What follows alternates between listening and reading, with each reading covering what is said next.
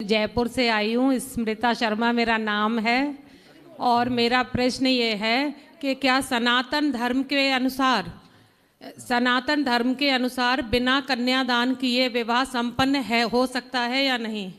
कन्यादान की परंपरा है जी। कन्यादान नहीं होगा तो कैसे काम बनेगा? कन्यादान कोई तो करे, दादी करे, दादा करे, मामा करे, मामी करे, बुआ करे, फूफा करे, कोई भी करे, पर करे ना वो नियम, वो प्रोसेस होता है। गुरुजी मैं ऐसे सोचती हूँ कि मैं अपनी बच्ची का विवाह तो करना चाहती हूँ पर कन्यादान नहीं, क्योंकि मैं इतनी वो नहीं, मैं अपने बच्चे को अपने प्राणों से प्यारा जो समझती हूँ उसका दान कैसे कर सकती हूँ? तो आपकी बहू है? नहीं। तो कन्यादान जब नहीं करेगी उसकी माँ, तो आपकी बहू कैसे बनेगी वो? तो मैं विवाह करना चाहती हूँ, विवाह करा के भेजना चाहती हूँ, पर दान में नहीं देना चाहती। कोई वस्तु थोड़ी है मेरी बच्ची जिसको मैं दान में दे दूं। तो जनक जी से ज्यादा होशियार आप हैं। जनक जी ने तो किया था कन्यादान, उनसे ज्यादा समझदार आप हैं। मतलब नहीं, आप बताइए, जनक जी ने फिर बेटी सीता का कन्यादान क्यों किया? मतलब वो आपके जैसे समझदार नहीं थे? अब मेरा मार्गदर्शन मतलब कौशल्या के पिता कौशल नरेश समझदार नहीं थे जिन्होंने अपनी कौशल्या नाम की बेटी का दान दशरथ जी को कर दिया। राम की माँ कौशल्या का भी तो कन्यादान हुआ है। वो तो महान थे, मैं तो इतनी महान नहीं हूँ ना, मुझे अपने बच्चे का दान में नहीं दे सकती। आपके पिताजी कोई वस्तु नहीं है ना बच्ची। आपके पिताजी ने आपका कन्यादान किया कि नहीं? जी किया था। तो आपके पिताजी मूर्ख थे मतलब? अब उन्होंने किया, लेकिन मुझे ऐसा लगता है कि नहीं, तो क्या करना चाहिए? क्या विवाह संपन्न नहीं माना जाएगा अगर अपने लगने? देखो, शास्त्र ऐसे नहीं है कि लग क्या रहा है, लग क्या नहीं रहा। जो नियम है, जो शास्त्र, जो वेद कहते हैं वही धर्म है। यद्यपि शुद्धम वेद विरुद्धम ना करणीयम। वेद जो कहते हैं वही मानो, जो वेद कहते हैं वही मानो, जो वेद मना करते हैं वो मत करो। आप तो वेद विरुद्ध जा रही हो, सनातन विरुद्ध है ये। कन्यादान, आज जितनी बेटियां हैं ससुराल में जीवन गुजार रही हैं, तो क्या कन्यादान करके क्या कोई बुराई है?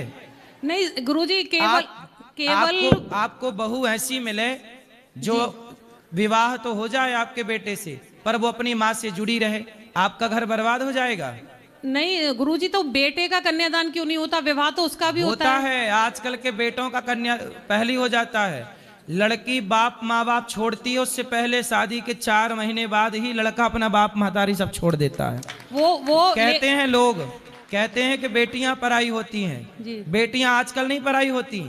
आजकल बेटियां अपने माँ बाप से कनेक्ट रहती हैं। विवाह के बाद लड़के पराये हो जाते हैं, जो माँ की तरफ देखते ही नहीं है। लेकिन वो धार्मिक संस्कार में उसमें तो नहीं आता ना। विवाह में ऐसे कन्यादान बेटी का ही किया जाता है, बेटे का नहीं। तो आप विवाह दोनों का। तो आप अपने बेटे का कर देना, क्या दिक्कत है? आप अपना बेटा दे देना अपने बेटी के माँ बाप को, ले जा हमारा बेटा तुम रखो, हमारी बेटी हम खुद रखेंगे। नहीं रखे, ऐसा करो, फिर आप नई परंपरा शुरू करो। आप अपना बेटा दान कर देना। है बेटा आपका? गुरुजी, रखने की पहले कितने बेटे हैं आपके? एक बेटा एक बेटी। हाँ, तो आप अपना बेटा दान कर देना और बेटी दान मत करना। शुरू करो ना आप, फिर आपको देख के और करेंगे अड़ोसी पड़ोसी। नहीं, तर्क सम्मत जवाब जैसे आप तर्क दे तो रहे हैं कि आप शुरुआत करो ना। नहीं, आप अपना बेटा दान कर देना। जी कर दोगी?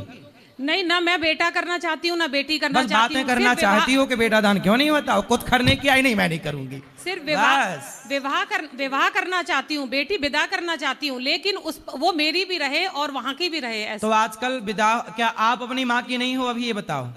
लेकिन दान वाली ये बताओ, आप अपनी माँ की हो के नहीं? जी हूँ। तो आपके माँ बाप ने आपका दान किया, लेकिन फिर भी पराया धन तो बोल देते हैं ना, पराया तो कर देते हैं ना। उस दान के ही कारण माँ बाप भी पराया मान लेते हैं। पराया कोई नहीं मानता। कोई बाप अपनी बेटी को कभी पराया नहीं मानता, कोई माँ अपनी बेटी को कभी पराया नहीं मानता। पराया केवल ये पराई बात, ये पराया शब्द गलत है जी। पराया शब्द को डिलीट कर दीजिए सब लोग अपनी डिक्शनरी से।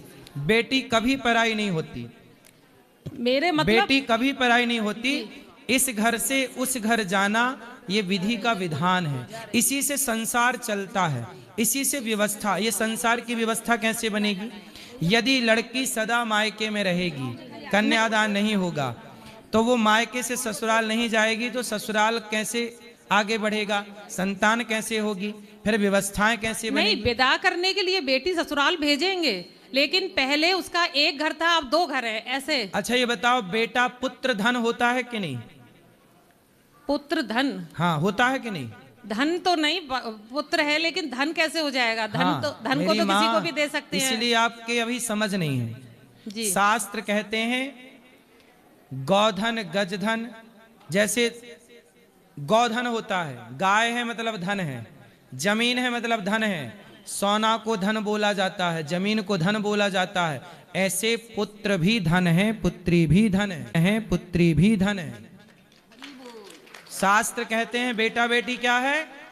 माँ बाप का धन क्या है? बताओ, माँ बाप का धन क्या है? अरे जमीन जायदाद तो कोई बड़ा धन नहीं है, माँ बाप का सबसे बड़ा धन ही संतान है। बेटा बेटी धन होता है? बेटा बेटी क्या होता है? मेरे बच्चे हैं, लेकिन धन तो नहीं मान सकते। आपके समझ नहीं है तो हम उसका तो हम पढ़ा नहीं सकते ना आपको। धन होते हैं, संतान को धन बोला जाता। पूछना अपने पढ़े लिखे लोगों से कि धन क्यों जी, संतान को धन बोला जाता है कि नहीं? हैं? ये सब तो बोल रहे हैं, आप ही होशियार हैं बस।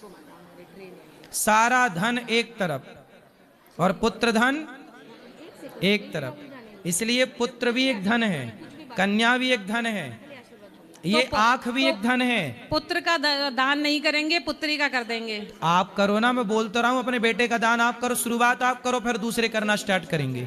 आप कर दो अपने बेटे का दान। कब कर रही हो बताओ तारीख? मैं तो विवाह दोनों का करूंगी, लेकिन मेरी इच्छा ये है कि दान